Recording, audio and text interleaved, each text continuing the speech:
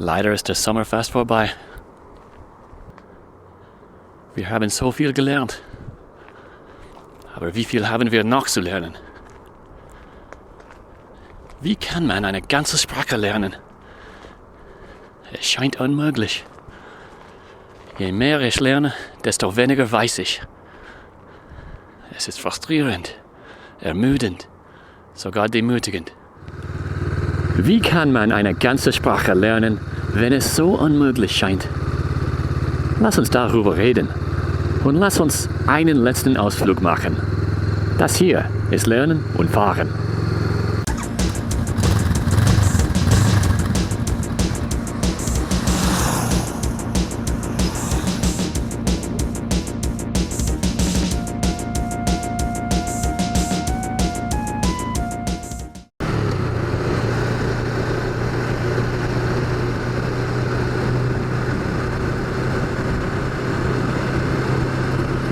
Beautiful,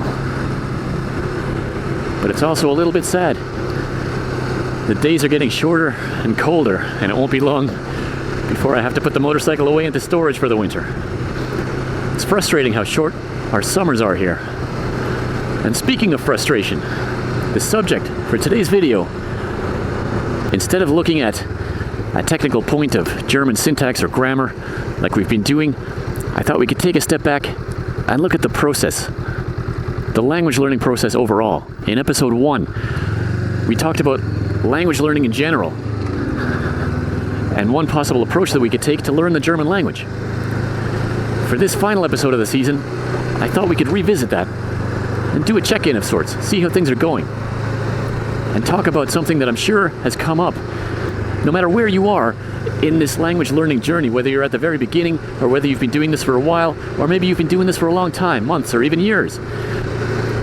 At some point, you have almost certainly felt frustration of language learning because your progress is not what you thought it was going to be. Not as fast as you thought it was going to be, not as easy as you thought it was going to be. Maybe you've seen videos on YouTube of these polyglots, these linguistic savants, these guys who speak 17 languages fluently.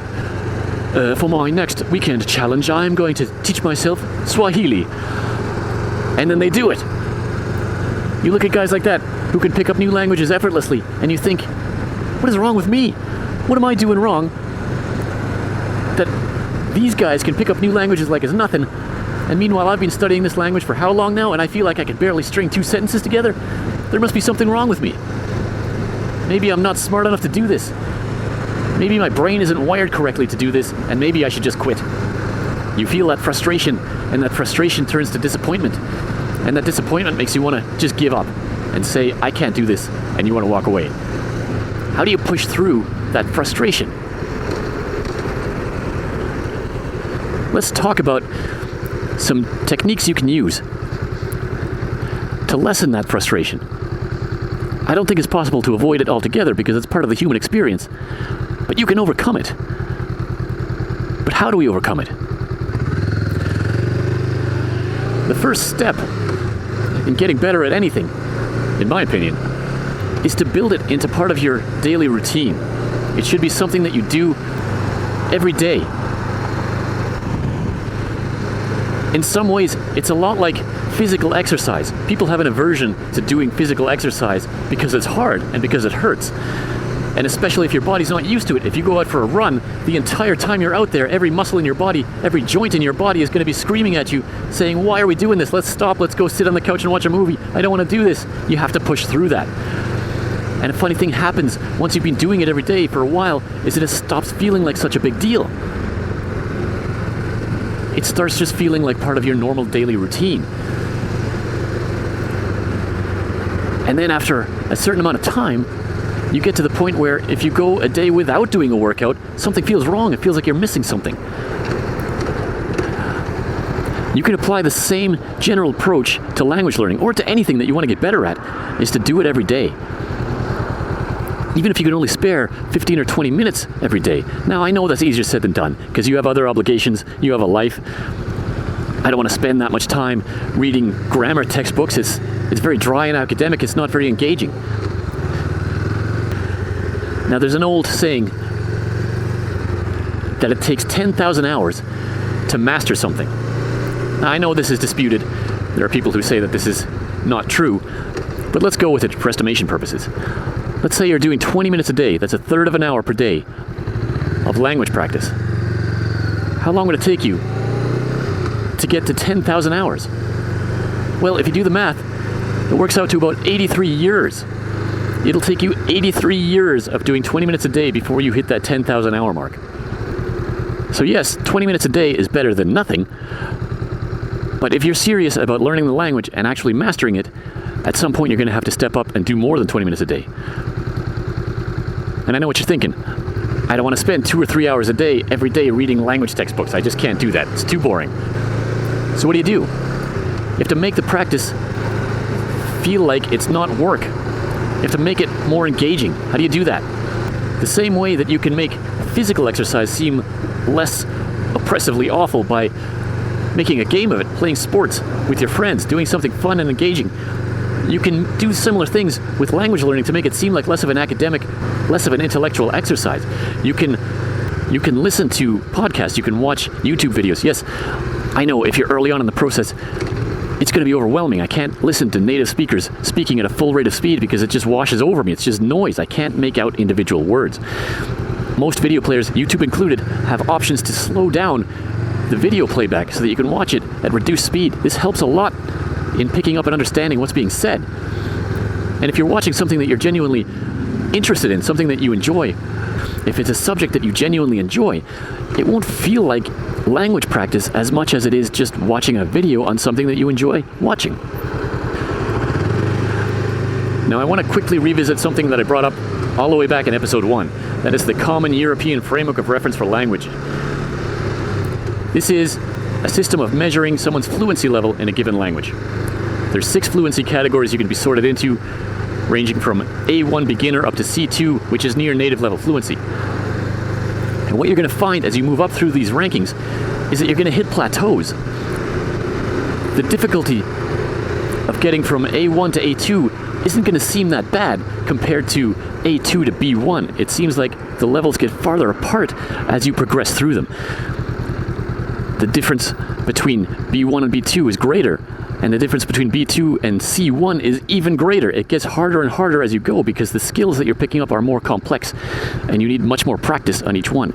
So as you hit these plateaus, each new level will feel like a plateau where you kind of get stuck for a while, sometimes for a long time. And it's going to feel like you're not making any progress, and that gets frustrating. How do we get past that?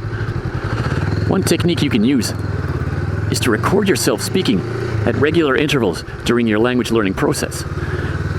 It doesn't matter what you're reading. Just pick something, a blog post or a news article, whatever. Don't rehearse it. Just record yourself speaking it as best you can. And yeah, you're going to make a lot of mistakes. You're going to stutter. You're going to not know how to pronounce certain things. It's fine. Just record yourself as best you can, speaking whatever that is. Just a couple paragraphs. Do that at regular intervals. And then later, when you feel like you've become stuck on a plateau and you're not making any progress and it's getting frustrating, you can go back and listen to yourself at an earlier stage and you can marvel at how far you've come. It may not seem like you're making progress because I've been stuck at, let's say, B1 for a very long time and I don't know how to get to B2. But when I go back and listen to recordings that I made earlier, I see all these mistakes. I hear all these mistakes that I made. I pronounced that word wrong. I didn't get that right. And you can reflect on how far you've come. Even though it feels like you're not making progress, you are definitely making progress and you will be able to hear it. The other nice thing about that is that instead of comparing yourself to someone else, like instead of comparing yourself to these YouTube polyglots who can speak 115 languages effortlessly, don't do that. Compare yourself to yourself. More specifically, compare your current ability level to your previous ability level. You can do this by recording yourself and then reviewing those recordings later. And you can hear how far you've come. Now, another tool you can use, and I've said this before a few times, I think, but it's very useful. Probably the most useful thing you can do is to find a language learning partner and practice with them. Someone who speaks the language and can correct you when you get things wrong. And yeah, it's frustrating to get corrected. It's frustrating to make mistakes. But you get better as you go. And if you find a language partner who's patient enough to gently correct you when you get things wrong, it'll help lessen that frustration. Now, the last technique that I will share is to remember your motivation. Whatever it was that originally motivated you to learn this language or to want to learn this language. Maybe you need it for school. Maybe you need it for work. Maybe you need it to travel. Maybe you want to connect with distant family members who don't speak English. You want to reconnect with your heritage. Or maybe you're just intellectually curious. Whatever your motivation was, hang on to it and think about it.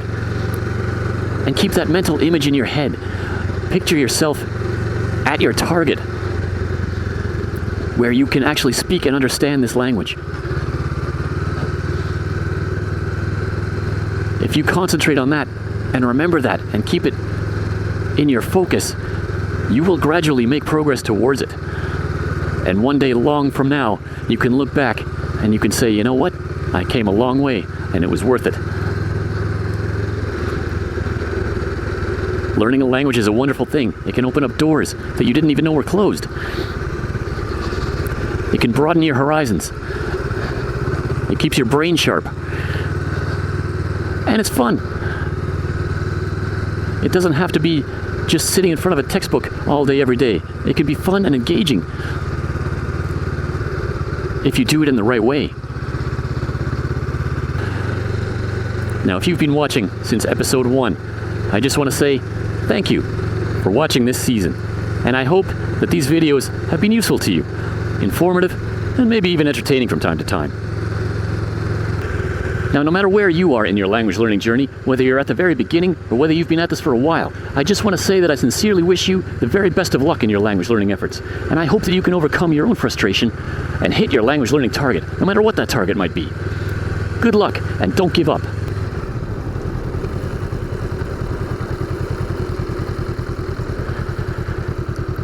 Es endet also genau an der Stelle, wo es begonnen hat. Werden wir uns nächstes Jahr sehen? Ja. Vielleicht.